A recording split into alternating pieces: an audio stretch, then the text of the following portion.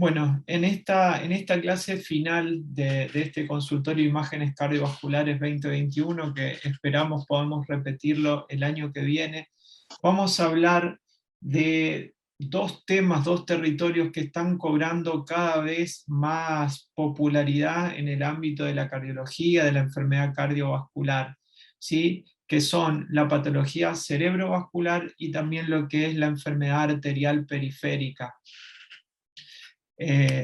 Justamente debido a esta popularidad que están tomando y la coexistencia de factores de riesgo por igual para todas estas enfermedades como también para la enfermedad cardiovascular, es que nos pareció importante poder tocar estos temas y poder ver cómo solicitar de la manera más adecuada posible, como para que el estudio que pidamos nos dé el mayor rédito diagnóstico. Vamos a empezar a hablar de patología cerebrovascular, angiotomografía y angioresonancia, que para eso invitamos a una integrante del servicio de neuroimágenes del Grupo Gamma, que es la doctora Carolina Baronte. Así que, Caro, todo tuyo, puedes arrancar cuando quieras. Bueno, buenas tardes, gracias por la invitación. La idea es un poco hacer una introducción a través de las neuroimágenes de la utilidad de estas dos técnicas diagnósticas en lo que es patología cerebrovascular. Voy a ir mostrando imágenes y vamos a hacer énfasis un poco en la utilidad de cada una de ellas, así que vamos a ir arrancando. La angiotomografía es una modalidad diagnóstica que nosotros decimos que es mínimamente invasiva porque necesitamos hacer administración de contraste endovenoso. O sea, esto hay que tenerlo en cuenta siempre. La angiografía por tomografía computada necesita sí o sí de la administración de contraste endovenoso para permitirnos visualizar los vasos intra y extracraneanos. Sin contraste endovenoso no es posible verlos. Se adquieren a medida que se va administrando durante la fase arterial, se adquieren imágenes volumétricas, submilimétricas, que después requieren de reconstrucciones en estaciones de trabajo. Tenemos que tener en cuenta que esta modalidad utiliza radiación ionizante y utiliza contraste iodado endovenoso. Y la adquisición debe incluir desde el arco aórtico hasta el vértex. ¿Cómo solicitamos este estudio? Dependiendo del área de interés a estudiar, podemos pedir angiotomografía de cráneo o encefálica, angiotomografía de vasos del cuello o los dos juntos, angiotomografía de cráneo y vasos del cuello, que se puede hacer sin ningún inconveniente. Las principales indicaciones de esta modalidad es en el estudio de la patología cerebrovascular isquémica para detectar oclusiones o trombosis. En los pacientes que han tenido eventos isquémicos transitorios para evaluar y detectar la presencia de enfermedad carotidia. También en el estudio de los aneurismas intracraneanos y en la evaluación de malformaciones vasculares.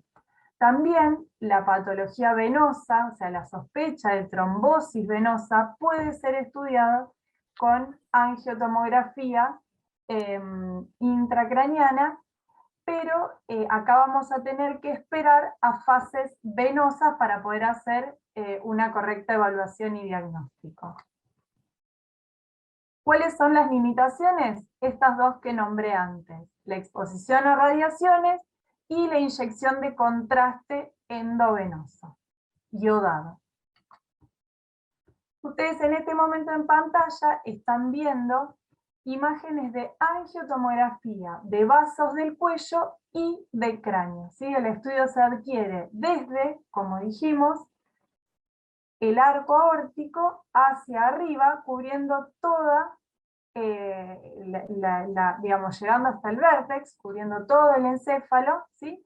Y nosotros la adquisición la hacemos siempre, recuerden que en tomografía las adquisiciones se hacen en planos axiales, y después vamos haciendo reconstrucciones en máxima intensidad de proyección, como están viendo en pantalla, o también se pueden hacer reconstrucciones volumétricas tridimensionales.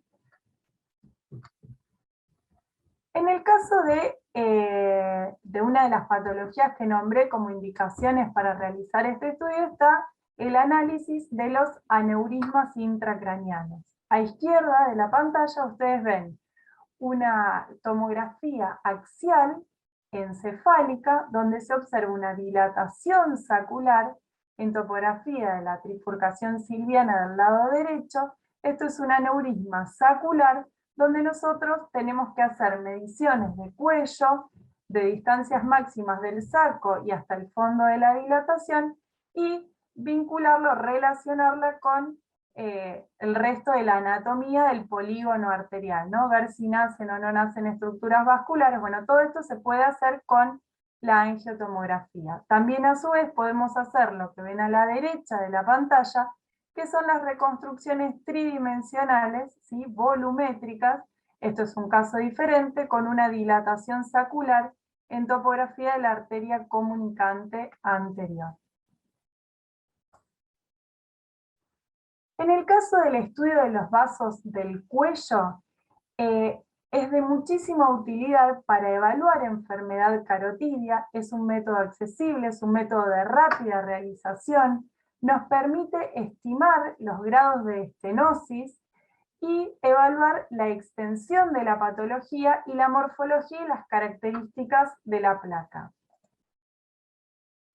Nosotros tenemos características de placa relacionadas con bajo riesgo de stroke o AIT y características de placa relacionadas con alto riesgo de sufrir un evento cerebrovascular. Ahora voy a ir mostrando en imágenes estas características principales. Las imágenes, digamos, las placas que nos infieren un bajo riesgo de accidente cerebrovascular son las placas cálcicas, placas con medición de unidades Hounsfield superiores a 130. En la pantalla ustedes están viendo una imagen a la izquierda, donde se ve una placa bien calcificada, ¿sí? En arteria carótida interna derecha, que nos daba una estenosis aproximada de un 70%. En reconstrucciones coronales se ve la calcificación, ¿sí? Extensa, y podemos ir evaluando cuánta extensión tiene en sentido cráneo-caudal y qué compromiso si tiene desde bifurcación y extensión arterias carótidas internas o externas. Bueno, todo eso lo podemos ver muy bien con tomografía. Con respecto a las características de alto riesgo de sufrir un evento cerebrovascular, tenemos la presencia de hemorragia intraplaca, el core lipídico necrótico y los elementos fibrosos, ¿sí? Esta combinación de estas características nos sugieren datos de vulnerabilidad de placa y de alto riesgo de ACV. Ustedes ahora en pantalla están viendo una imagen axial de una angiotac de vasos del cuello, donde se ve una placa de baja densidad. ¿Sí? Fíjense que las unidades Hounsfield en este caso son de 40 o 50. Era una paciente de sexo femenino que había presentado una paresia del lado derecho, y lo que se observa es una placa, ¿sí? Si ustedes pueden ver acá señalado con la flecha blanca, perdón, una placa del lado izquierdo, en el segmento proximal de la arteria carótida interna, que no provoca una estenosis significativa, pero sí que tiene componentes de baja densidad, siendo sugestivo de placa blanda. El espesor de placa es otro parámetro muy importante que podemos medir en tomografía y se relaciona con vulnerabilidad. Cuando tiene más de 2 milímetros y medio o 3, el riesgo, digamos, es mayor. En este caso se ve también del lado izquierdo una placa que presenta un componente blando superior a 5 milímetros, ¿sí? Esto aumenta el riesgo de sufrir un evento cerebrovascular isquémico homolateral. La morfología de la placa también nos habla de, digamos, si es una placa muy irregular, puede hablar esto de ruptura y relacionarlo con tromboembolismo. Y la ulceración está altamente asociada con el desarrollo de eventos vasculares isquémicos. En este caso se ve una imagen con reconstrucción en máxima intensidad de proyección. Fíjense que acá tenemos la arteria carótida, acá tenemos la bifurcación y acá tenemos la carótida interna y externa, ¿sí? Donde se ve una placa de morfología irregular y una ulceración que lo definimos como una extensión más allá de la superficie luminal de 1 milímetro o más.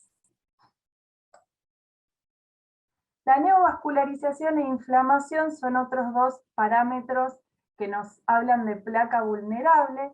En este caso hay que comparar series previas y posterior a la administración de contraste endovenoso, donde lo que observamos es un aumento de la densidad en la periferia de la placa en series posteriores a la administración de contraste.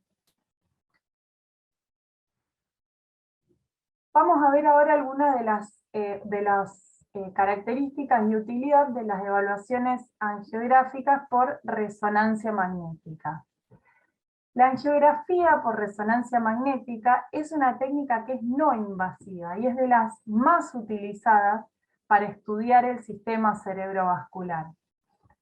La resonancia magnética no utiliza radiación ionizante, no utiliza medios de contraste iodados, y las evaluaciones angiográficas por resonancia magnética se pueden hacer con o sin la administración de contraste endovenoso.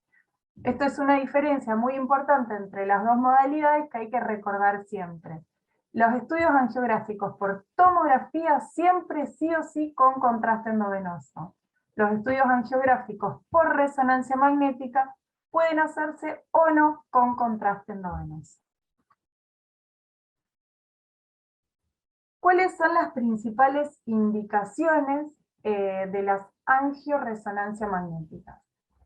Podemos evaluar patología vascular tanto arterial como venosa, de vasos del cuello o de vasos intracranianos.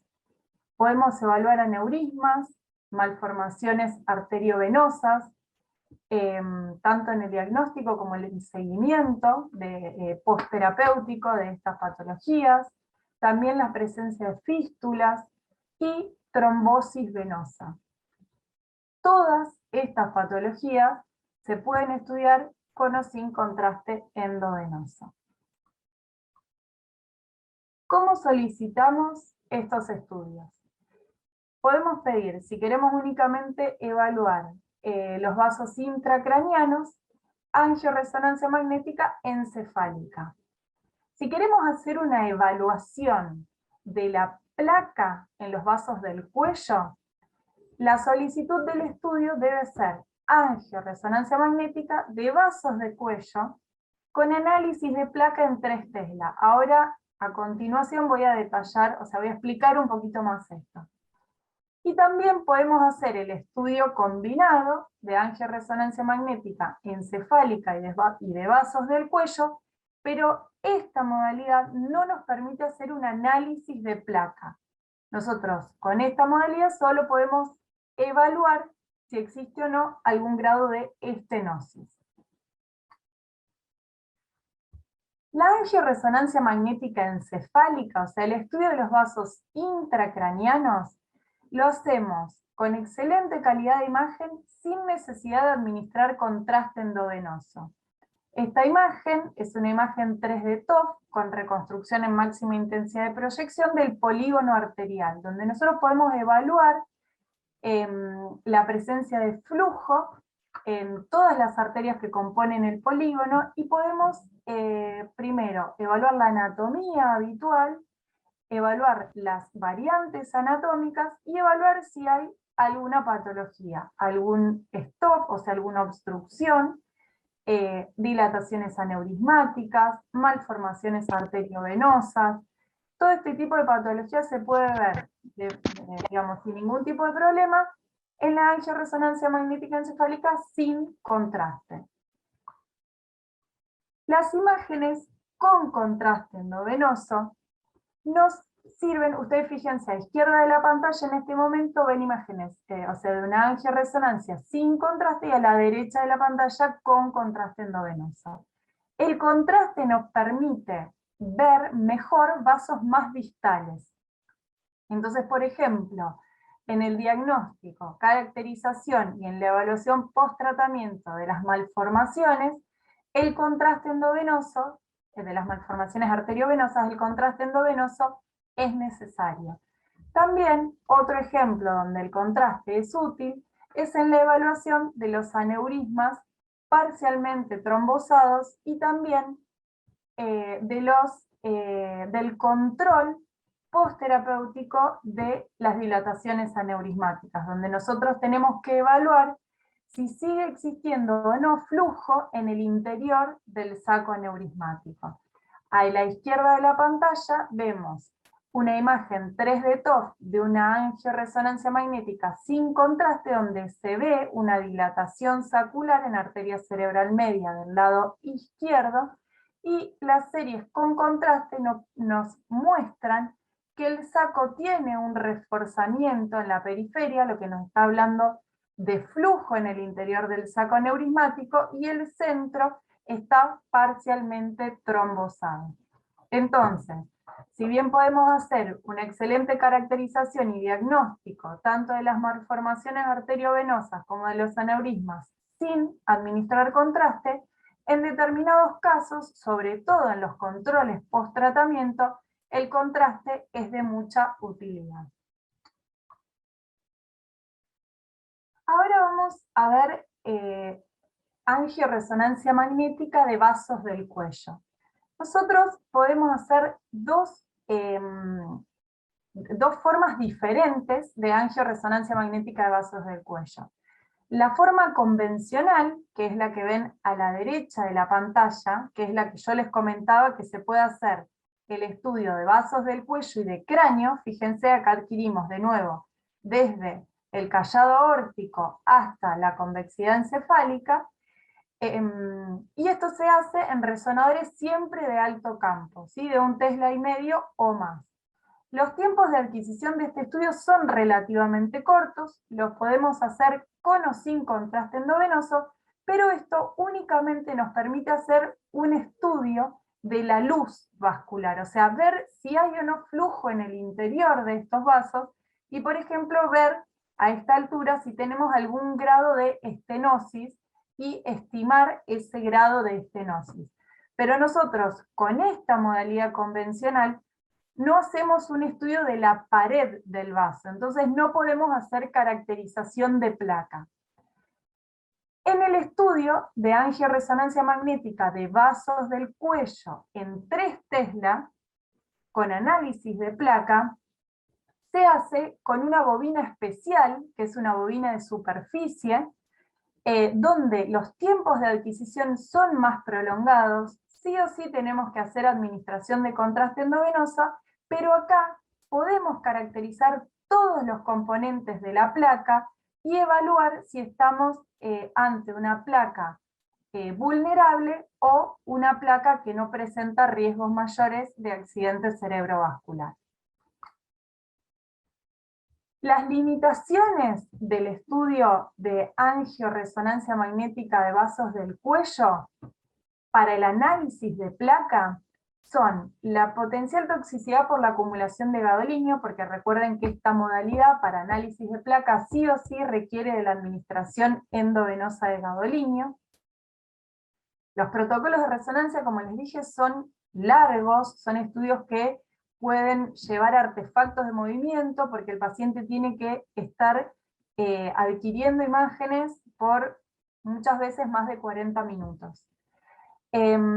se requieren de bobinas de superficie, o sea, bobinas especiales para el estudio de carótidas, y hay una variabilidad muy importante en los diferentes protocolos, ¿no? Las contraindicaciones para el estudio van a ser las contraindicaciones comunes de resonancia magnética, no escapan a estas limitaciones habituales. Va a estar indicado para identificar signos de vulnerabilidad, como son la presencia de hemorragia intraplaca, la caracterización del core lipídico, evaluar la existencia o no de ulceración, de neovascularización y el estado de la cápsula fibrosa. La resonancia magnética tiene mayor sensibilidad que la tomografía computada para la detección de la hemorragia intraplaca. Las imágenes de resonancia magnética con bobina de superficie, que es lo que estamos viendo en este momento en pantalla, nos muestran una arteria carótida interna del lado izquierdo, con una placa, con todo un componente hiperintenso, espontáneamente en T1, donde además, que esto es sugestivo, ¿sí?, de hemorragia intraplaca reciente, y también podemos ver algunas calcificaciones que se ven negras, ¿sí?, en resonancia magnética. Las series T2 nos van a mostrar una caída de la señal de este componente hemorrágico, ¿sí?, y esto es compatible con hemorragia intraplaca. También podemos ver otro caso clínico donde veíamos imágenes precontraste, dijimos T1, componente de alta intensidad de señal, o sea, hiperintenso blanco, ¿sí?, que me habla de sangrado. En las series post-contraste se define toda una cápsula hipointensa, y en las secuencias sensibles a la hemosiderina, ese componente, ¿sí?, hemático se define con mayor claridad. Todos estos signos, ¿sí?, son indicativos con certeza de hemorragia intraplaca, y es uno de los signos más importantes de vulnerabilidad. El core lipídico también es un signo de vulnerabilidad de placa, y lo que nosotros nos va a mostrar, estas son imágenes, siempre en el análisis de placas también se hace una secuencia angiográfica donde yo evalúo primero la luz vascular. Entonces, una vez que defino, digamos, que puedo tener esta evaluación de la luz vascular, programo el estudio donde veo la estenosis, que es donde está la placa que necesitamos caracterizar. Las imágenes de resonancia magnética, donde nos muestra core lipídico, nos permite evaluar, nos muestran en realidad esta hiperintensidad, ¿sí?, del anillo, ¿sí?, del componente lipídico de la placa, que en series con saturación grasa va a caer, ¿bien? Entonces esto a mí me muestra que esta placa tiene un componente lipídico muy importante, y me habla de otro signo de vulnerabilidad.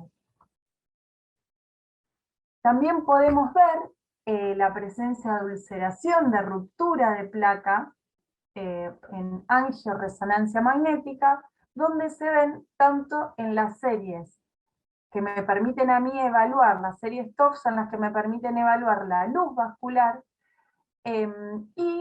bueno, esto es una correlación con la evaluación angiográfica, ¿no?, donde se ve, por un lado, la alteración con la imagen de suma en la pared de la arteria, donde se ve la solución de continuidad, ¿sí?, de la luz, y otra vez la imagen de suma, y se correlaciona con la imagen de ulceración de la angiografía. Los signos de inflamación y neovascularización son mucho más fáciles de detectar por resonancia magnética que por tomografía. La realidad es que la resonancia magnética con análisis de placa es un estudio que para la detección de los signos de vulnerabilidad de placa tiene muchísima más sensibilidad.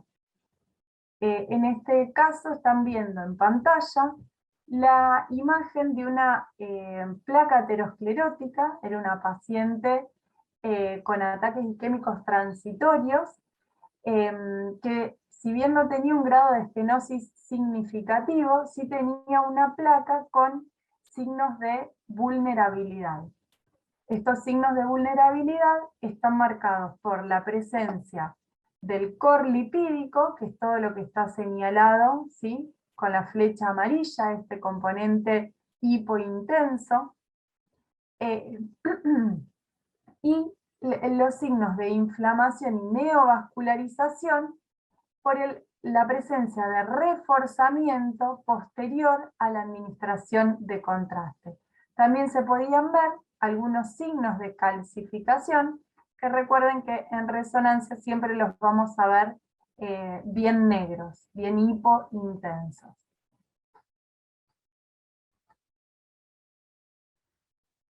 La placa calcificada es aquella, digamos, tal cual nos lo muestra la tomografía, no nos habla de un signo de vulnerabilidad, y por resonancia magnética podemos ver estos sectores hipointensos negros, ¿sí?, que se van a ver en la pared, o sea, donde tenemos la placa aterosclerótica, siempre negros en todas las secuencias de pulso.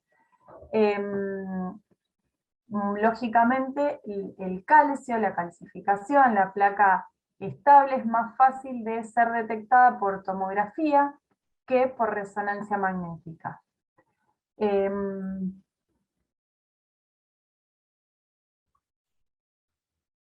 Esto era un poco, digamos, para hacerles una introducción, un resumen de la utilidad de las dos modalidades, como les había dicho, y no sé si doy paso a alguien más o ahora si hay alguna pregunta.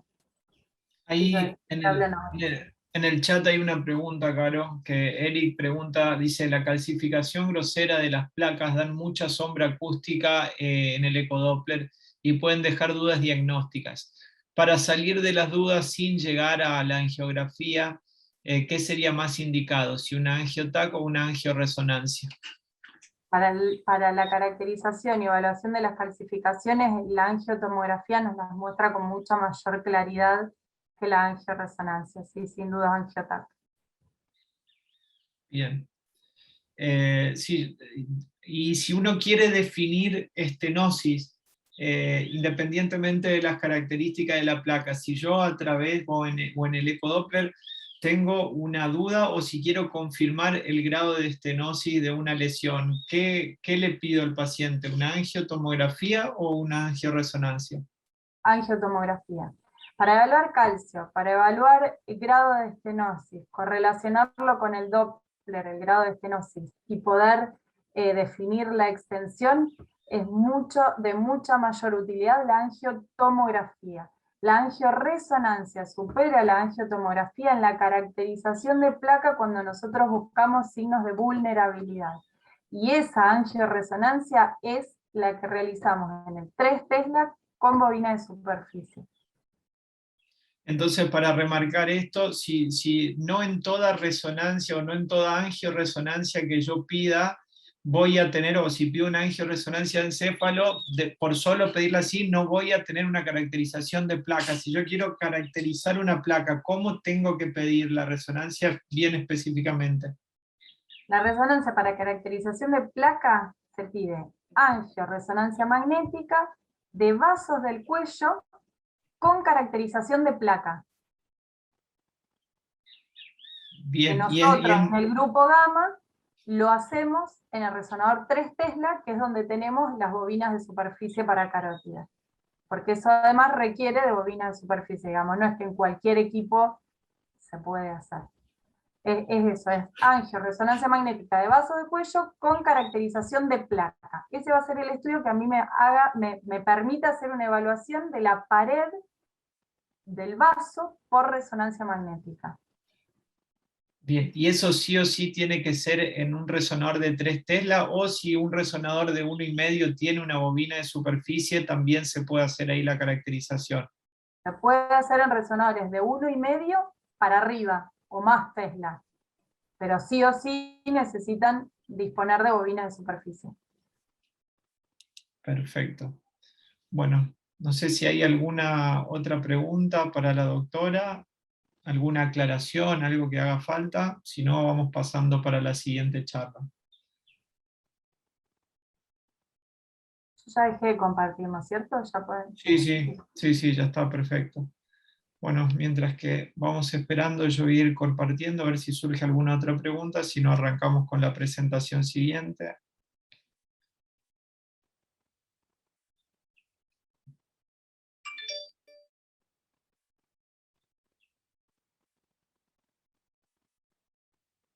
Bien. Bueno, no hay ninguna pregunta que surja acá, entonces vamos a pasar a la siguiente presentación, que en este caso la voy a dar yo, y vamos a hablar de lo que es la enfermedad arterial periférica. A pesar de la alta prevalencia, la enfermedad arterial periférica a menudo permanece sin ser reconocida ni diagnosticada. ¿Sí? Esto, cada vez que vean esta sigla, es como hoy en día se ha definido y nomenclado mantener lo que es la enfermedad arterial periférica, fundamentalmente cuando se habla de la enfermedad arterial de los miembros inferiores, pero también podemos hablar en multiterritorio y encontrar la misma sigla. Esto es lo clásico y lo que durante mucho tiempo se utilizó para el diagnóstico de la enfermedad arterial periférica, sobre todo de los miembros inferiores. Y yo creo que en estas dos imágenes se resumen gran parte de lo que es el problema de la enfermedad arterial periférica. En la primera imagen, ustedes obviamente están observando una persona claramente mayor de 55, 60 años, tabaquista, hombre, donde ese es el perfil epidemiológico más o menos de esto. Y lo que traté de ejemplificar en esta imagen es el típico signo del mirador de vidriera, aquellas personas que van caminando y necesitan detener su paso por dolor en los miembros inferiores, y para disimular esa situación que muchas veces es vergonzante para el paciente, no tiene por qué así serlo, pero muchos de ellos lo sienten, entonces frenan y hacen que están haciendo otra cosa mientras van aliviando los síntomas y pueden seguir adelante con la caminata.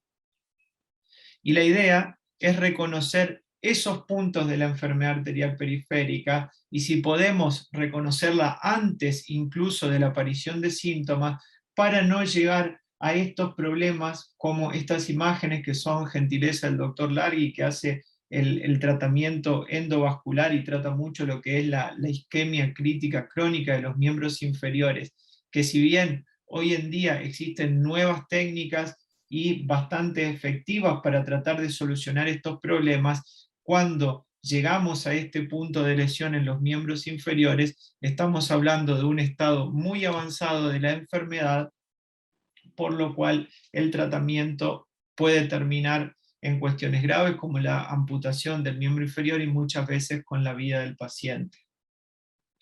Entonces, la epidemiología de esta enfermedad arranca o está con lo que es la claudicación intermitente, el dolor de piernas, calambre, fatiga, y que son disparados al caminar y que ceden con el reposo. Esto ha sido reconocido desde hace mucho tiempo como manifestación de hipoperfusión de las extremidades inferiores. Sin embargo, cuando la claudicación intermitente fue usada en estudios epidemiológicos para definir la enfermedad arterial periférica, esto llevó a una subestimación de la prevalencia de la enfermedad. Es decir, cuando nosotros vamos o esperamos al síntoma, estamos quizás quedándonos cortos de un montón de enfermedad que está por debajo de ese umbral. Si ustedes miran la prevalencia de la enfermedad arterial periférica en hombres en los Estados Unidos, y otra cosa que van a empezar a ver muy seguido en esto, es esta sigla, el ITB. Muchos sabrán que el ITB es el denominado índice tobillo braquial, y es como en el mundo se define a la enfermedad arterial periférica. La enfermedad arterial periférica, el método, uno de los primeros métodos en el cual se hace el diagnóstico es el índice tobillo braquial, que en breve los voy a explicar. Un índice tobillo braquial menor de 0.9 es lo que define a la enfermedad arterial periférica. En el mundo se hace este estudio generalmente se hace en el consultorio del médico clínico, del generalista, del cardiólogo, del cirujano, del hemodinamista, según el sistema de salud que tenga esa parte del mundo, pero no se hace a través del ecodoppler cardíaco. Entonces, acá vemos la prevalencia de enfermedad arterial periférica en hombres en los Estados Unidos. Si ustedes observan, en pacientes menores de 60 años, la proporción de enfermedad arterial periférica es muy baja o prácticamente nula, para llegar aproximadamente a un 80%, a un 20%, reitero, para llegar a un 20% más o menos en los 80 años. De todas maneras, no, si bien no es una población que nosotros veamos muy frecuentemente en nuestro medio, tenemos que tener en cuenta que la población afroamericana, independientemente de la edad, casi siempre tiene el doble de enfermedad que el resto de las poblaciones. Si vemos en las mujeres, esto se mantiene similar en cuanto a partir de un umbral de los 65 años aproximadamente, es cuando comienza a ser más frecuente la enfermedad arterial periférica. No teniendo esa gran diferencia, si bien sigue siendo mayor en afroamericanas que en el resto de las poblaciones, no tanto como sucede en los hombres. Entonces, ¿cuál es el paciente que va a estar en riesgo de padecer enfermedad arterial periférica? Las personas van a ser aquellas personas mayores de 65 años o los pacientes entre 50 y 64 años con factores de riesgo para aterosclerosis. ¿Cuáles son estos factores de riesgo? Prácticamente y descritos en orden de importancia: la diabetes mellitus, la historia de tabaquismo, la hiperlipidemia, la hipertensión arterial y la historia familiar de enfermedad arterial periférica. También aquellas personas menores de 50 años, diabéticos, y aparte de ser diabético, que se les sume un factor de riesgo adicional para aterosclerosis, y aquellos individuos con enfermedad aterosclerótica conocida en otro terreno vascular. Este otro terreno vascular, que puede ser las arterias coronarias, las carótidas, subclavia a nivel renal, mesentérica superior o aneurisma de aorta abdominal. Fíjense que todas estas, si nosotros nos ponemos a estudiar cada uno de estos territorios o de estos sitios donde se produce enfermedad arterial, tienen una importancia semejante los mismos factores de riesgo. Si nosotros tomamos en cuenta el tabaquismo se asocia con un riesgo de entre 2 a 4 veces mayor de padecer enfermedad arterial periférica. Algo similar sucede con la diabetes, es decir, pacientes tabaquistas o diabéticos tienen una posibilidad 2 a 4 veces mayor de padecer esta enfermedad en relación a aquellas personas que no la tienen.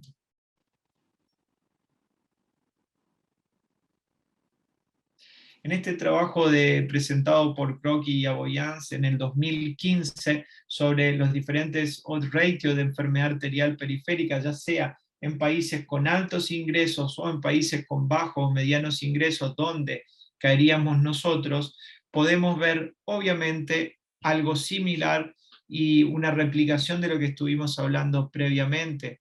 Pacientes tabaquistas, ya sea que hayan dejado o que sigan fumando, al igual que la diabetes mellitus, se llevan gran parte de la carga para esta enfermedad.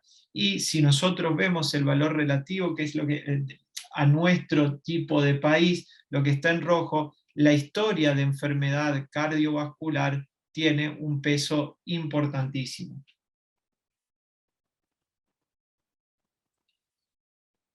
Esto tanto para la solicitud del estudio como para el que está haciendo el estudio, que veo muchos colegas conectados que se dedican a realizar este tipo de estudios, hacer una adecuada anamnesis sobre si el paciente padece de claudicación intermitente o no, nos va a allanar muchísimo el camino, ¿sí? ¿Cómo se define la claudicación intermitente? Como fatiga, malestar, calambres o dolor de origen vascular en los músculos de las extremidades inferiores inducidos por el ejercicio y que se reduce consecuentemente con el reposo dentro de los 10 minutos. ¿Sí? Y fíjense la típica imagen del paciente agarrándose la pantorrilla. Las preguntas típicas o lo que uno debería preguntar al paciente son si ese dolor se produce en reposo o con la actividad física, y si es con la actividad física, a qué distancia aproximada este dolor se produce. Los pacientes, les aseguro que con precisión le van a decir, yo puedo caminar 3 cuadras y tengo que detenerme sí o sí porque no puedo seguir. 4 cuadras, 2 cuadras, y a medida que la enfermedad sea más severa, la cantidad de cuadras o de metros que el paciente puede recorrer va a ir disminuyendo. Si nosotros tenemos este tipo de dolor, un dolor generalmente en la zona de la pantorrilla, uni o bilateral, pero más frecuentemente unilateral, que se produce a una determinada distancia, se repite siempre en esa distancia y alivia con el dolor, muy probablemente este paciente tenga alguna obstrucción significativa en las arterias de los miembros inferiores, que claramente hay que diferenciar de otros tipos de dolores que cuando nosotros preguntamos muchas veces nos vamos a dar cuenta que no son de origen vascular y en los cuales el Doppler arterial en busca de una obstrucción no va a tener un gran rédito diagnóstico. Un dolor muy frecuentemente que se pregunta y que llega a los laboratorios de ecografía para hacer son aquellas personas que sienten un dolor sobre el final del día, un dolor que muchas veces es sordo, lo definen como si uno se estuviera por acalambrar, pero que nunca se acalambra, y que aparece generalmente sobre el final de la jornada. Ese tipo de dolor claramente es un dolor de lo que se conoce como hipertensión venosa crónica. Si nosotros hacemos ese tipo de un estudio o solicitamos un estudio arterial de miembros inferiores, muy probablemente ese paciente no tenga nada, desde el punto de vista arterial, obviamente. La claudicación intermitente es un claro signo de la enfermedad vascular crónica que se va desarrollando paulatinamente.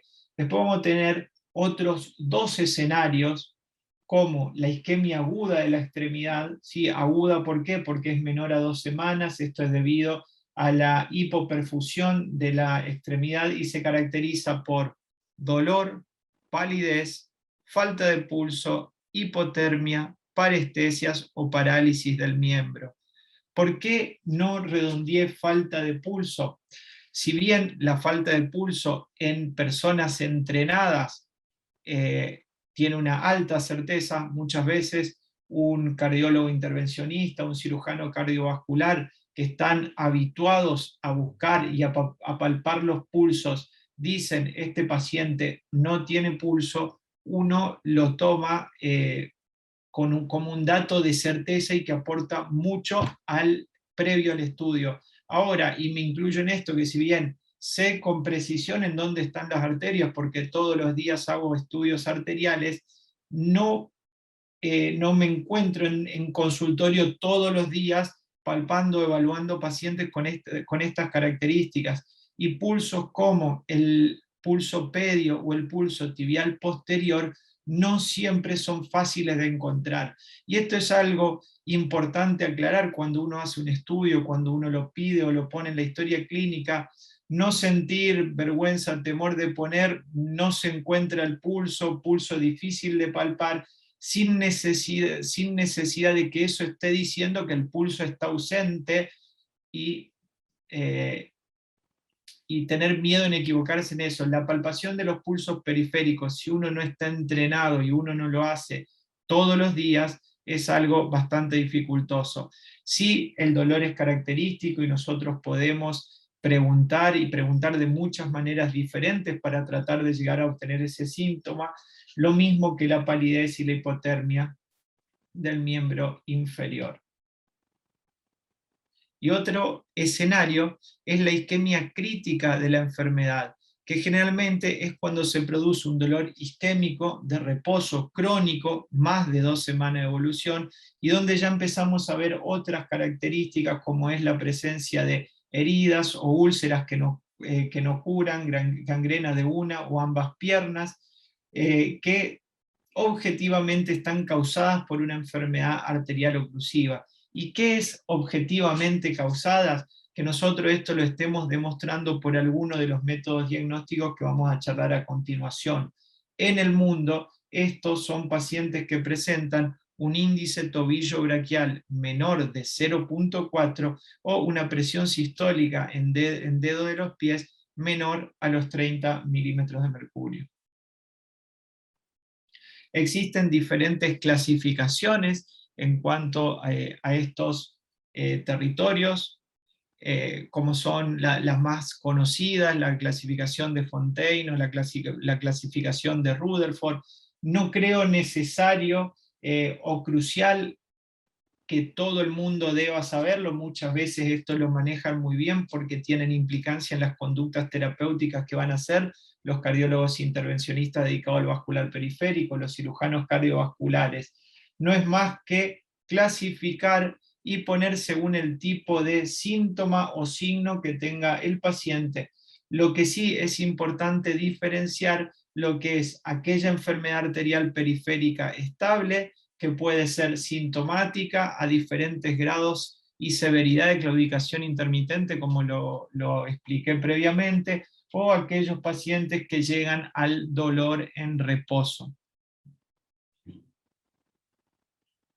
¿Cómo vamos a hacer el diagnóstico? Que lo que hablamos hasta acá era todo un poco de epidemiología. Yendo a lo que a nosotros nos importa un poquito más o mayor interés o el foco de este curso que estamos dando, es ver cómo diagnosticar correctamente y cómo usar las herramientas correctas para el diagnóstico de este tipo de pacientes. Entonces vamos a ir a las características del paciente. Si nosotros tenemos un paciente que es mayor de 65 años o que está entre los 50 y los 64 años y tiene factores de riesgo asociados, o aquel paciente diabético menor de 50 años que agrega un factor de riesgo, o, y esto lo voy a remarcar, que tiene enfermedad aterosclerótica conocida en otro territorio. Si nosotros no estamos ante este paciente, obviamente, como en cada oportunidad que tenemos, todos los que nos dedicamos y trabajamos en la salud cardiovascular, educar al paciente hacia un estilo de vida saludable. Un estilo de vida saludable incluye alimentación, descanso y actividad física regular. No debemos perder oportunidad para nosotros, a nuestros pacientes, amigos, familiares y conocidos, tratar de educar y concientizar hacia un estilo de vida saludable. Ahora, si encontramos o estamos ante uno de estos factores de riesgo, vamos a tener que hacer una historia clínica detallada. Primero, tratando de descartar la presencia de claudicación intermitente u otros síntomas inducidos por el ejercicio. También lo que es la imposibilidad de caminar, disfunción eréctil o dolor isquémico de reposo. Una vez detallado esto, con la anamnesis, realizar un examen clínico, un examen físico, lo más exhaustivo posible. Medir la presión en ambos brazos. Si la presión entre ambos brazos nosotros encontramos una diferencia de entre 15 y 20 milímetros de mercurio, esto nos puede estar sugiriendo una enfermedad de la arteria subclavia o de la arteria innominada. Por cuestiones de tiempo no incluí la evaluación arterial de los miembros superiores, pero siempre tenemos que tener en cuenta que esto puede estar presente y puedes tener síntomas asociados. Algunos síntomas que pueden estar asociados a la estenosis de la arteria subclavia o de la arteria innominada son aquellos síntomas que también se visualizan en los pacientes que tienen un síndrome del robo de la arteria subclavia, que puede ser de diferentes grados. Pero esto es algo importante a tener en cuenta, y también tener en cuenta que generalmente la arteria subclavia mayormente comprometida es la arteria subclavia izquierda, y esto debido al ángulo que forma cuando sale de la aorta. Inspeccionar al paciente después de haber sacado la ropa, los zapatos, las medias. Esto es ver si hay signos de uso de nicotina, cianosis, disminución de la temperatura, diferencia de temperatura entre ambos miembros o de enfermedades. Nuevamente acá está lo del palpar los pulsos y poder clasificarlo. Yo la verdad me siento incapacitado para poder hacer una clasificación de este tipo de pulsos en 3 grados y sentirme seguro con eso.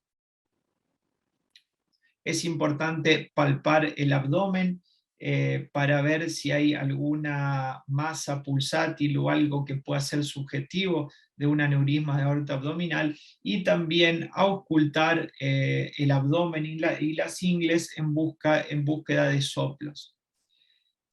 En el mundo, ¿qué es lo que se hace? Si nosotros tenemos un paciente de riesgo que en la anamnesis encontramos más factores de riesgo y en el examen físico encontramos signos y síntomas sugestivos de enfermedad arterial periférica, realizar un índice tobillo braquial en reposo. Si este índice tobillo braquial es menor a 0.9, nos habla de enfermedad arterial periférica y ya es diagnóstico de enfermedad arterial periférica. Si se encuentra entre 0.91 y 0.99, es aquel paciente que se encuentra borderline y en el cual se recomienda, posterior a un tiempo, poder repetir esto, hacer una nueva medición para confirmar o descartar. El paciente normal es el que tenga un índice de tobillo braquial entre 1 y 1.4, y aquel que tenga un ITB mayor a 1.4 generalmente son vasos no compresibles, donde es necesario evaluar técnicas y visualizar un poco más periférico para la valoración de estos casos. Esto es de suma importancia en el diagnóstico y para que lo tengamos en cuenta. Esto es la prevalencia de la enfermedad polivascular, que es un concepto que se nos tiene que quedar grabado para la evaluación de todos nuestros pacientes. Y si ustedes observan este dato, 61% de los pacientes con enfermedad arterial periférica tienen además enfermedad concomitante significativa en otro territorio. ¿Y cuáles son estos otros territorios? La enfermedad arterial coronaria y la enfermedad cerebrovascular. De esto hay una cantidad de números abrumadores en cuanto a lo que es la relación entre la afectación de todos estos territorios. Y solo a manera de ejemplo, los pacientes con enfermedad arterial periférica de miembros inferiores, también puede ser de aorta abdominal, tienen 2.5 veces mayor riesgo, sería no mayor riesgo de infarto. El infarto de miocardio se produce 2.5 veces más frecuente en las personas con enfermedad arterial periférica que en aquellas que no lo tienen. Si nosotros vamos a la enfermedad cerebrovascular, 3 veces más en pacientes que tienen enfermedad arterial periférica, 3 veces más de stroke en relación a aquellos que no lo tienen, y aproximadamente 2 veces más AIT en las personas con enfermedad arterial periférica, de aquellas que no lo tienen. Por lo tanto, la importancia de esto y de buscar, si nosotros tenemos un paciente que tiene enfermedad arterial coronaria, ir a buscar enfermedad cerebrovascular y enfermedad arterial periférica. Y ni hablar que si tiene enfermedad arterial periférica, estamos obligados a tratar de descartar enfermedad arterial coronaria y enfermedad cerebrovascular significativa. Este año tuve la posibilidad de participar en el consenso 2021 de enfermedad vascular periférica de la Sociedad Argentina de Cardiología, que con un grupo de colegas de todo el país escribimos diferentes secciones. A mí me tocó participar de la sección arterial de miembros superiores, en cual otros miembros de nuestro grupo de trabajo del hospital privado, que son el doctor Claudio Sigalini y el doctor Ignacio Carosi, participaron conmigo en esto. Por lo cual ahora esto se presentó hace 2 semanas en el Congreso de la SAC, y lo que va de ahora hasta el final de la presentación, para no extenderme tanto, voy a tratar de dejar los mensajes de esta guía de enfermedad vascular periférica, así tenemos los datos más recientes. Podría haberle mostrado o puesto un montón de trabajos a nivel mundial, que por suerte hay cada vez mayor cantidad, no por suerte, sino por el trabajo de los profesionales, pero me pareció, y luego de haber visto la metodología de trabajo del consenso, presentar lo que se sacó del consenso, que reúne una gran cantidad de información, de estudios y trabajos. Para este consenso se utilizó algo que se está utilizando en prácticamente todas las presentaciones, sobre todo todas las presentaciones de guía europea, que es la utilidad de las preguntas PICO. Las preguntas PICO son unas preguntas que están enfocadas en un tema específico, y que no solo en un tema específico, sino en una población en particular, y que la compara con otros métodos. Entonces, ¿cuál es el rol de la ecografía arterial de miembros inferiores en prevención primaria? Fíjense que con un nivel de evidencia con una recomendación de clase 2B y un nivel de evidencia B, la detección de placas ateroscleróticas en las arterias femorales y o la determinación del índice tobillo braquial mediante ecografía pueden ser consideradas en la estimación de riesgo cardiovascular y para establecer el riesgo de enfermedad arterial periférica. Nosotros ya sabemos, y no es motivo de hablar acá, de los diferentes consensos de prevención cardiovascular, donde generalmente todos los estudios, y fundamentalmente por una cuestión de costos, han ido bajando en su nivel de recomendación. Pero en determinadas poblaciones, en un paciente bien seleccionado, ir a buscar placa más allá de la arteria de las carótidas, que es lo que nosotros buscamos habitualmente o lo que más frecuentemente vemos pedidos en el consultorio, nosotros yendo a buscar a la bifurcación femoral, que es el sitio, según el estudio MESA, el sitio más frecuente de asiento de placas, tener una estimación o tener algún factor que nos incline hacia un tratamiento más agresivo en este paciente. Este es el caso de un paciente de 42 años que la semana pasada hice el estudio, en el cual tiene valores de colesterol limítrofes, antecedente de un abuelo fallecido a los 45 años por un infarto de miocardio, madre con infarto de miocardio antes de los 60 años, y él a sus 42 años con un estilo de vida bastante controlado, una buena alimentación, buen descanso nocturno y actividad física regular. Sin embargo, uno va a su bifurcación femoral y encuentra una placa de estas características, que desde el punto de vista del eco podríamos decir que es una placa que presenta características ecográficas sugestivas de vulnerabilidad. Observen este core lipídico negro, casi de la misma ecogenicidad que la sangre, que esto nos habla de una placa de un alto contenido lipídico. También, si nosotros, otra determinación sencilla que podemos realizar es el índice tobillo braquial, que acá me voy a detener un poquito a explicarlo.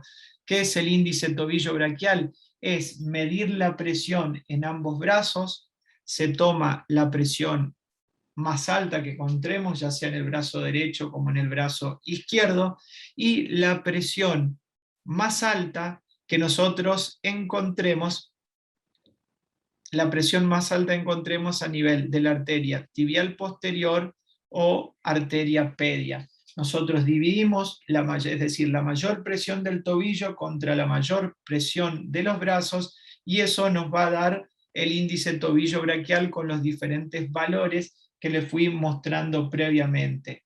Como ustedes ven en las imágenes de este trabajo, esto está pensado para hacer con un Doppler ciego. Muchas veces, quizá algunos de ustedes los tengan, esos Doppler que vienen con forma de una lapicera, a veces un aparatito un poquito más grande, pero que tiene solo el Doppler continuo, donde uno busca la señal espectral en los mismos lugares donde buscaría el pulso. Y a partir de eso, como en el ejemplo que vemos acá, vamos tomando las presiones en los diferentes lugares, y después confeccionamos el índice tobillo braquial, que nos va a hacer diagnóstico. Si es menor a 0,4, una enfermedad arterial periférica severa. Si está entre 0,4 y 9, la enfermedad será leve a moderada. Si está entre 0,91 y 1, borderline, es decir, que habría que repetir este estudio, o tenemos mayor a 1,4, una arteria que no es compresible.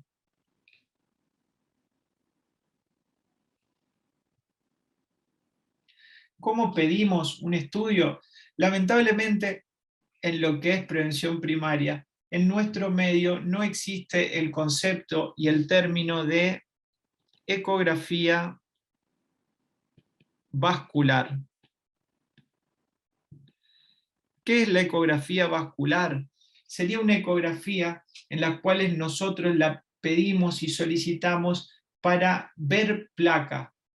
Y si nosotros queremos ir y evaluar placa, y esto que tenga un poder comparable a lo que es un score de calcio, nosotros deberíamos evaluar carótidas, aorta abdominal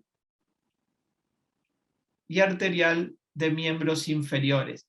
No hacer Doppler, porque quizás yo no sospeche que ese paciente tenga ni una obstrucción carotidia ni una obstrucción de miembros inferiores, pero sí, para aumentar la sensibilidad, ir a buscar a sitios frecuentes de placa. Entonces, si yo tengo placa en 1, en 2 o en los 3 territorios, eso nos habla de una carga ateroesclerótica mucho mayor. Lamentablemente en nuestro medio ninguna de las prepagas, financiadoras u obras sociales cubren este tipo de estudios. Por lo tanto, si nosotros queremos tener la valoración de esto por ecografía, no nos queda otro que pedir una ecografía, un ecodoppler arterial de miembros inferiores. Y si a esto nosotros queremos agregar, también podemos sumar a nuestro pedido que nos informen el índice tobillo braquial. Nosotros en los consultorios, en los laboratorios de ecografía, no no lo hacemos con un Doppler ciego, sino que con el mismo equipo en el cual hacemos el Doppler arterial de los miembros inferiores, tomamos las presiones en estos segmentos que previamente les mencioné, un manguito para tomar la presión, uno insufla el manguito hasta que desaparece la señal. Generalmente desde que desaparece la señal subimos unos 20 milímetros de mercurio por encima, y luego comenzamos a disminuir paulatinamente hasta que vuelve a aparecer la señal Doppler, ya sea espectral o auditiva, como nosotros mejor estemos habituados a realizarlo. Una vez que tenemos eso, esa es la presión que anotamos, y después podemos informar de manera muy sencilla y con un tiempo agregado de 3 a 5 minutos al estudio habitual de un índice tobillo braquial, que va a dar una información muy importante. ¿Cuál es el método de imagen de elección para el abordaje diagnóstico del paciente con isquemia crítica de los miembros inferiores? Fíjense que acá el nivel de recomendación ya es bastante más alto, tanto y en sus diferentes territorios. La ecografía Doppler color, la angiotomografía o la angioresonancia son una recomendación de clase 1 y nivel de evidencia C. Les recuerdo que esto es una publicación 2021, es lo más nuevo que hay en el medio para tener en cuenta. Entonces, se recomienda la utilización de ecografía Doppler color como método diagnóstico de primera línea para confirmar y localizar la enfermedad arterial de los miembros inferiores, como también para definir una estrategia de revascularización en pacientes con isquemia crítica. Se puede considerar la angiotomografía computarizada para evaluar lesiones femoropopliteas y definir la estrategia de revascularización cuando la ecografía no es concluyente, y la angioresonancia para evaluar lesiones infrapatelares y definir la estrategia de revascularización cuando la ecografía no es concluyente. Si bien ustedes dos verán que en estas dos indicaciones, tanto de tomografía o resonancia, hablan de cuando la ecografía no es concluyente, la realidad y la práctica habitual es que el paciente, una vez que con ecografía nosotros encontramos e informamos una lesión significativa de los miembros inferiores y ese paciente se encuentra con síntomas, generalmente, como se hace en otros territorios, esto se confirma por otro método. Al día de hoy y en la práctica habitual de nuestro medio de la ciudad de Rosario, generalmente el método que confirma cuando uno encuentra una enfermedad arterial de miembros inferiores sigue siendo la angiografía, la indicación. Esto es nuestro medio. Esperemos que pronto todo se vaya corriendo como se está corriendo hoy en día en la enfermedad coronaria, y ya hace mucho tiempo la tomografía de vaso del cuello, como la doctora nos presentó previamente, es el estudio que le sigue al eco. Entonces nosotros, si en el eco tenemos una lesión proximal, es decir, una lesión hasta la arteria poplitea inclusive, una angiotomografía computarizada que generalmente toma también los segmentos distales de la aorta abdominal, va a ser el estudio de indicación. Ahora bien, si nosotros tenemos una enfermedad distal por debajo de la arteria poplitea, muchas veces el método de elecciones que nos va a ayudar es la resonancia magnética. Una vez que está indicada la terapéutica de ese paciente, puede ser necesaria una angiografía para planificar la revascularización arterial, sobre todo si estamos hablando de enfermedad más distal. Para ponerle una imagen y ustedes puedan ver la calidad que hoy en día trabajamos con los tomógrafos. Este es un estudio contrastado, como veíamos arrancaba en aorta abdominal, ahí estamos viendo la bifurcación ilíaca, las arterias ilíacas externas, luego femoral común, ya pronto van a ver la bifurcación en femoral superficial y profunda, cómo podemos ir viendo con una excelente definición la luz del vaso. Incluso en este paciente van a ver una excelente definición, ahí el vaso está pasando y ya vamos a encontrarnos a nivel de la arteria poplitea. Vamos a ver la división de la arteria poplitea en tibial anterior y tronco tibio peroneo que está ocurriendo en este punto. Fíjense los tres vasos distales, cómo los podemos seguir e ir viendo hacia distal. Eso que ustedes ven ahí es un artefacto por material de osteosíntesis que el paciente tenía en el miembro inferior, pero de todas maneras no dificultó para que esta tomografía sea diagnóstica. Nosotros podemos realizar reconstrucciones tridimensionales con una calidad de imagen excelente y que nos permiten también una correlación con los diferentes segmentos óseos, que esto puede ser útil cuando uno evalúa algún tipo de revascularización. Nosotros generalmente el protocolo que utilizamos desde el punto de vista del ecodoppler es comenzar en la arteria poplitea, porque si nosotros en la arteria poplitea tenemos un flujo como en el de la imagen, un flujo trifásico, laminar, nosotros estamos seguros que de ahí hacia proximal no vamos a tener ninguna obstrucción significativa, por lo cual el panorama se nos aclara bastante. Nosotros de poplitea para arriba no vamos ya a ir a buscar una estenosis significativa, sino que vamos a ir a buscar la presencia de placas y tratar de caracterizar dentro de las posibilidades del eco la extensión de las mismas y las características de las placas. Luego de pasar la arteria poplitea, volvemos y nos dirigimos a la región inguinal para evaluar la bifurcación femoral. Y en la bifurcación femoral vamos a visualizar la arteria femoral común, la superficial y la profunda, teniendo en cuenta que este sitio anatómico, acá en la imagen ustedes están viendo, esta es la bifurcación, acá vemos la arteria femoral superficial, arteria femoral profunda, vena femoral común, vena safena magna y vena circunfleja femoral. Nosotros podemos diferenciar y este es el punto de mayor asiento de placa. Para luego de haber evaluado los segmentos proximales, pasar a los vasos distales, como son la arteria tibial anterior, la arteria pedia y la arteria tibial posterior. Muchas veces acá termina la evaluación de nuestros pacientes y a veces o ante la presencia de patología, por ahí es de utilidad ir a observar el territorio de la arteria peronea. ¿Cómo solicitamos estos estudios? Por ejemplo, si yo tengo un paciente que tiene un índice tobillo braquial de 0.6 y en el cual nosotros en el Doppler no encontré estenosis significativa en los segmentos proximales y los segmentos distales, es decir, arteria tibial anterior, pedia o arteria tibial posterior, me generan algún tipo de duda del eco, puedo pedir una angioresonancia de miembros inferiores con contraste en tiempo arterial. O si yo hice un Doppler, en el Doppler en algún segmento proximal, por ejemplo, encontré una estenosis estimada en 75-95%, es decir, una lesión severa en arteria femoral superficial derecha, pedir una angiotomografía de miembros inferiores con contraste en tiempo arterial.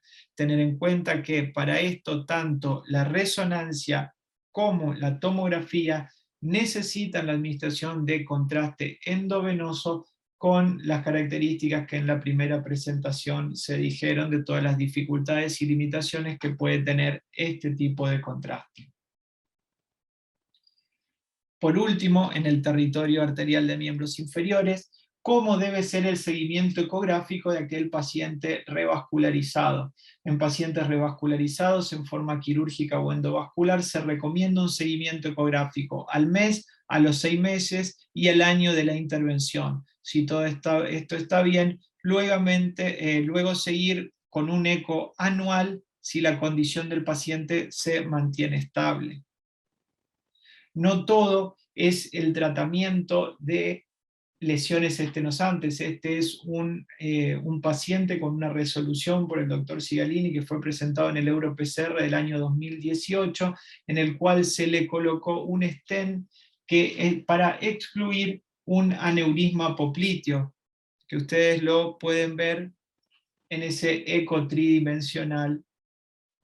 El eco tridimensional hoy en día, cuando lo hacemos más que nada con fines docentes o en busca de algún tipo de investigación. La realidad es que en el eco vascular, el eco 3D todavía no ha encontrado su gran lugar de aporte. Y lo mismo podemos ver acá, con el grado de definición que podemos ver las revascularizaciones por vía quirúrgica, como en este paciente con un bypass, donde evaluamos la anastomosis proximal, la anastomosis distal, y claramente nos podemos ver, evaluar y darnos cuenta cuando son tanto bypass protésico, como es el caso de las imágenes que están ustedes observando, como también los bypass con vena. Este es una recomendación de clase 2A con un nivel de evidencia C. Para ir terminando, vamos a hablar rápidamente de las recomendaciones en 2 territorios, que es aorta abdominal y luego la enfermedad polivascular. ¿A quiénes debemos hacerle un screening para aneurisma de aorta abdominal?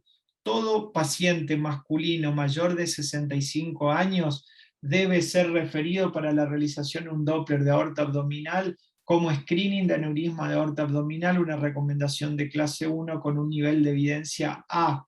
Un nivel de evidencia altísimo, uno de los pocos niveles de evidencia A que vamos a encontrar dentro de lo que es la enfermedad vascular periférica y el diagnóstico de las mismas.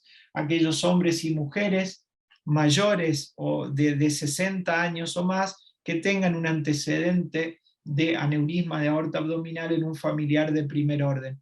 Y también, y esto es algo que les recomiendo fuertemente a todos los colegas que hacen ecocardio, es durante la realización de un ecocardiograma en esta misma población, pacientes masculinos mayores de 65 años, pero que a manera de entrenamiento les recomiendo hacérselo a todos los pacientes, es realizar un screening oportunista durante la realización de un ecocardiograma.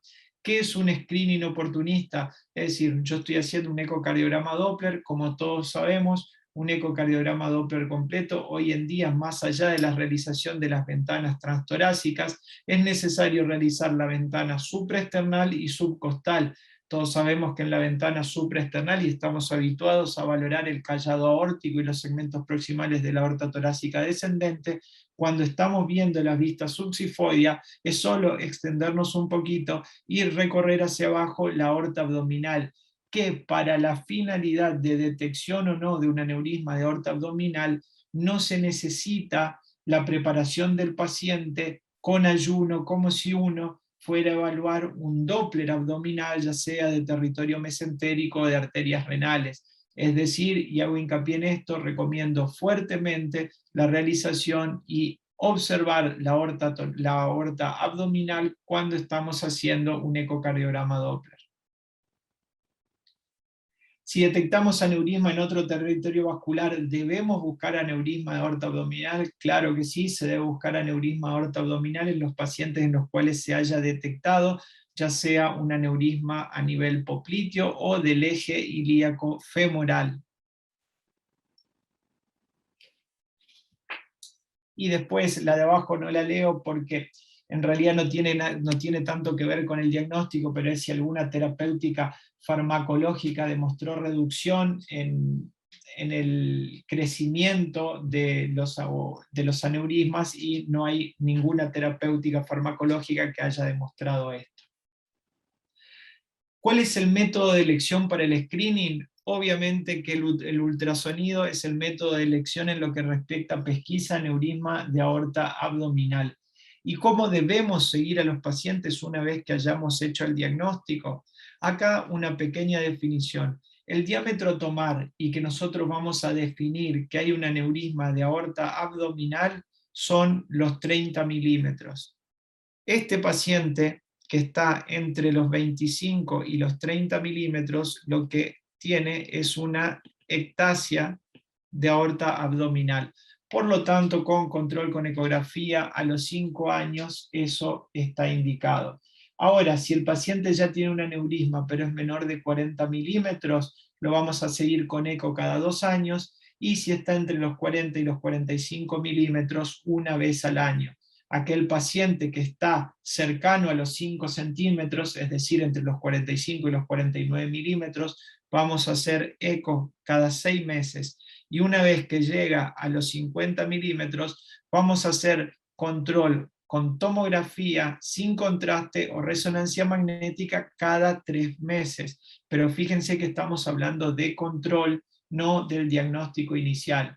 Generalmente, acá hay una discusión entre la evidencia. Si ustedes ven, esto es una recomendación de clase 2A, con un nivel de evidencia C, es decir, expertos que se han puesto de acuerdo para dar estas recomendaciones, pero muchos siguen utilizando la tomografía con contraste, es decir, la angiotomografía de aorta abdominal en el diagnóstico inicial del aneurisma de aorta abdominal. Una vez que se hizo el diagnóstico con contraste, después el seguimiento puede ser con tomografía sin contraste. Otro gran capítulo que sería para explayarse mucho más, que no lo voy a hacer, no se asusten, falta muy poquito, es el tema de los pacientes que van a ser sometidos a una intervención. En el caso del tratamiento endovascular es mandatorio la valoración con angiotomografía para definir la factibilidad anatómica del EVAR.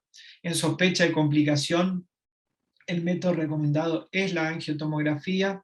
La cirugía a cielo abierto puede tener un seguimiento con TAC sin contraste cada 5 años, y el seguimiento del EVAR es una angiotomografía con contraste al mes, a los 6 meses, a los 12 meses, pudiendo no realizarse el control de los 6 meses si no se detectó endofuga por eco y si la función del paciente está alterada, como para hacerle contraste para proteger lo máximo posible los riñones.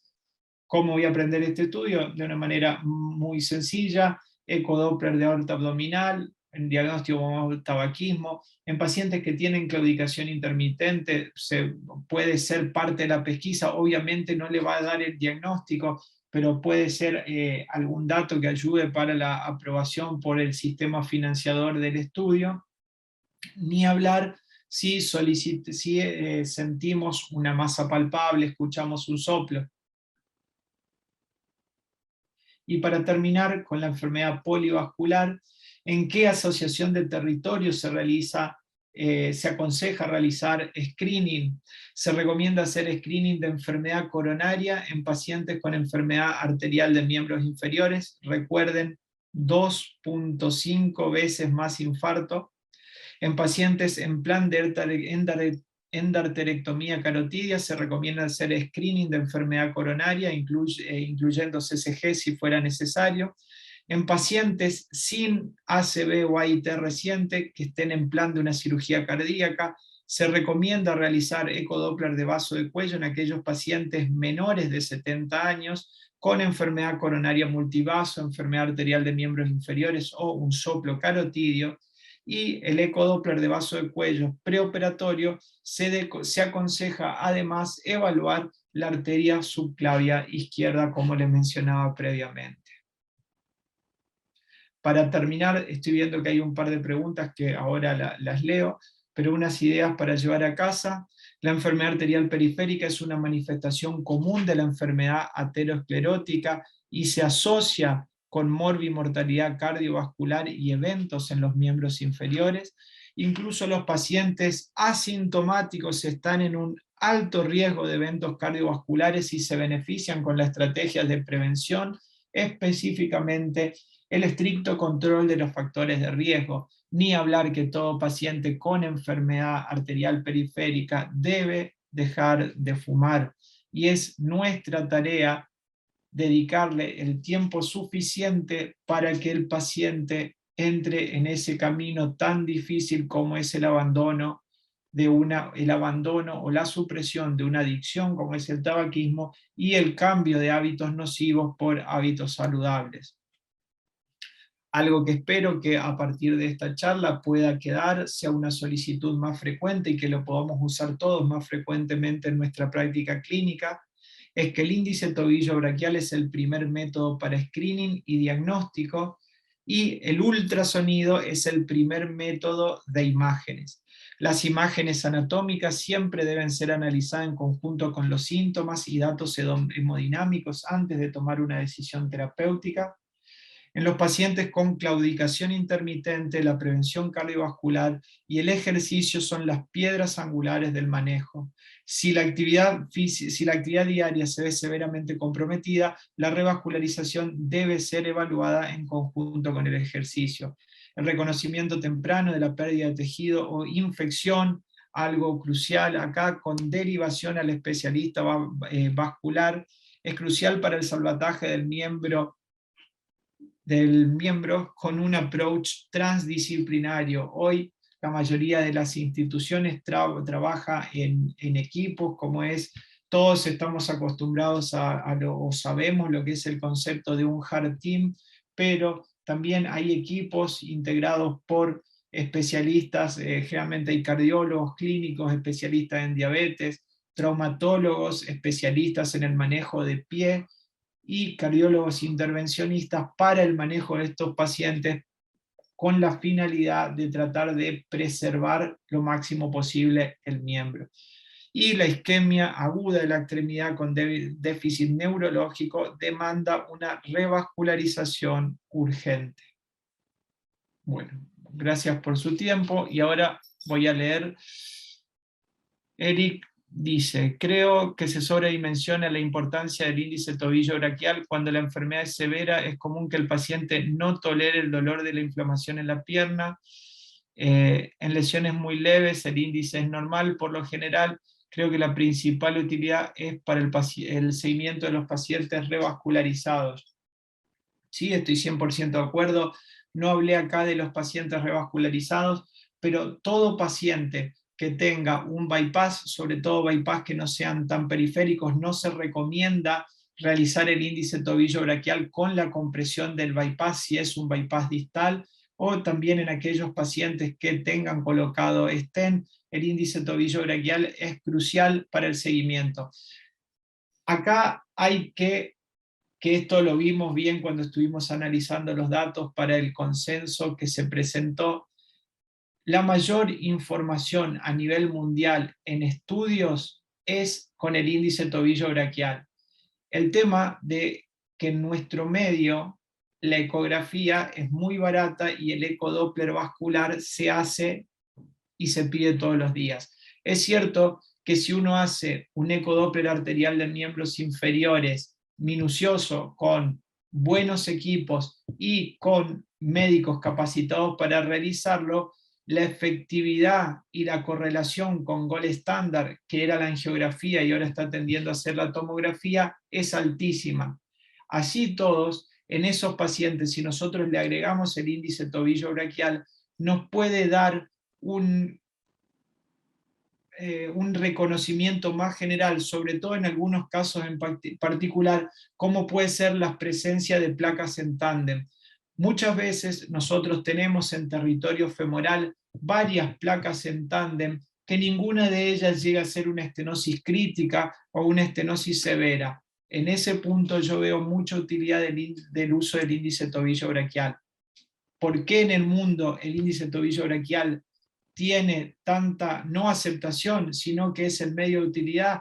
Que en Estados Unidos un índice tobillo braquial en costo cuesta aproximadamente entre 850 y $1.000 la realización de un índice tobillo braquial, mientras que la realización de un Doppler arterial de miembros inferiores tiene un valor que ronda entre los 2.500 y los $3.500 según el centro. Por lo tanto, por eso es que se utiliza. Y si nosotros vamos a los datos epidemiológicos, los valores de datos epidemiológicos de prevalencia y de severidad de la enfermedad están hechos todos, nos guste o no, con el índice tobillo braquial. Por eso es que hay tanta información de eso. Hay muchísima más información de la valoración de la enfermedad arterial periférica a través del índice tobillo braquial que del Doppler arterial de miembros inferiores.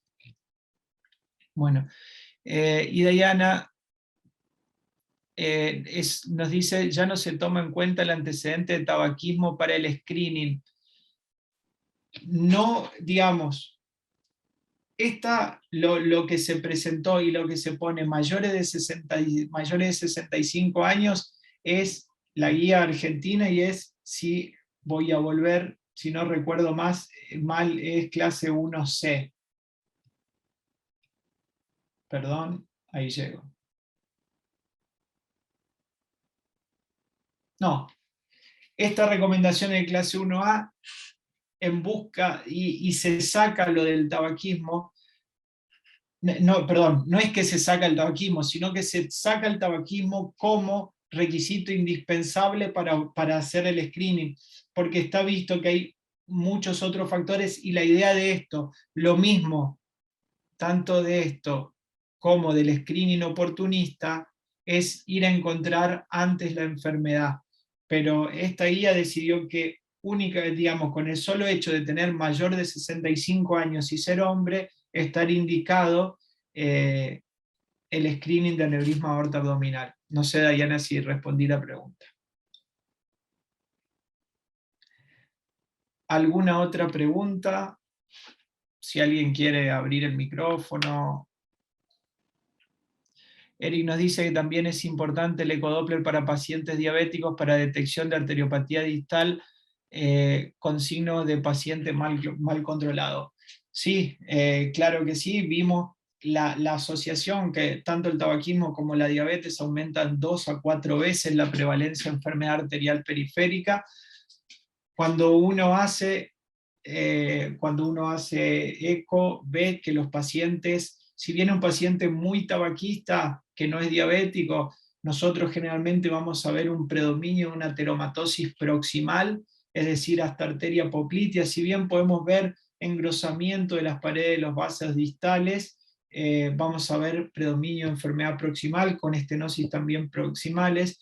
Y cuando vemos pacientes diabéticos, que está bueno cuando uno puede ver, digamos, el paciente exclusivo. Antes conté el paciente exclusivo tabaquista. Si nosotros vemos pacientes que no han fumado nunca, pero que tienen una diabetes no controlada, una diabetes de larga evolución, la valoración de los vasos infrapatelares, es decir, tibial anterior, tibial posterior y arteria pedia, donde generalmente vemos vasos que son muy finitos, vasos con paredes engrosadas, a veces vasos con mucha calcificación, que nos hablan de esta patología. Obviamente cuando se empieza a superponer el paciente diabético con sobrepeso, con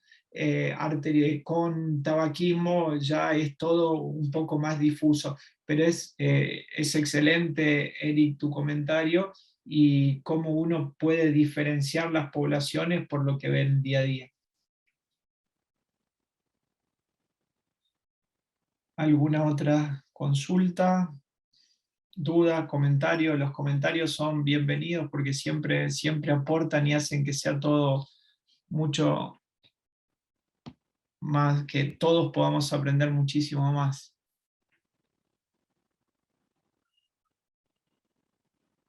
Bueno, parece que no hay nada más. Bueno, agradezco, voy a agradecer brevemente, principalmente a todos los que se inscribieron al curso y a todos aquellos que pude ir viendo que estuvieron en todas las clases. Espero que el curso le haya servido. La idea del año que viene es poder repetirlo, así que cualquier consulta, cualquier duda o cualquier sugerencia que tienen es más que bienvenida, la pueden hacer al mismo mail donde se escribieron o en mi mail que lo han visto, lo he pasado más de una vez. Muchísimas gracias a todo el servicio de cardioimagen del Grupo Gamma, en particular al doctor Juan Bonelli, que es el jefe del servicio, también al doctor Carlos Dumont como jefe del servicio de cardiología, y al resto de los servicios del Grupo Gamma, al doctor David Polillo, que es el director médico, bueno, acá la doctora Carolina Baronti, que hoy nos habló por parte del servicio de neuroimágenes, y por último a Anita de Pfizer, que colaboró mucho para que todo esto pueda salir. Así que gracias y espero verlos el año que viene.